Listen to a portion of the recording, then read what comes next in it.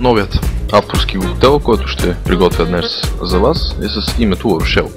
В чаша hot drink добавяме 20 мл коняк Корвозиер, 10 мл ликьор Амарето и 10 мл ликьор Личи.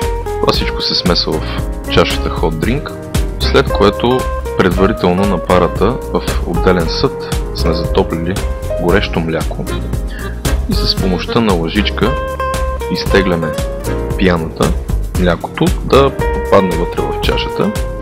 Важното е да има и така хубаво оформена пяна, след което в каничка сме пуснали една доза късо кафенце, което също изсипваме вътре внимателно, като позволяваме кафето да изтегли част от млякото и се получава един така добре оформен флот.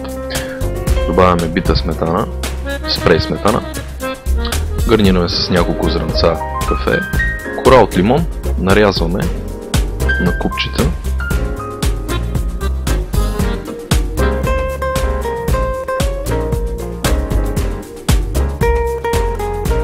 с тази кора се опитваме да изразим така малко кисел вкус на самия коктейл.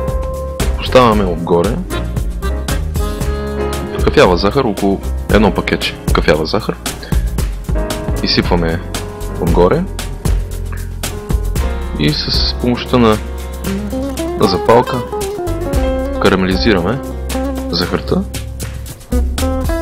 Така оставяме да попие хубаво карамела вътре в корите от лимон. Топинг шоколад или течен шоколад можем да разлеем отгоре, за да декорираме горната част. Да оформим, ще придаде един по-сладък вкус на коктейла. Също така изглежда много добре. Две сламки.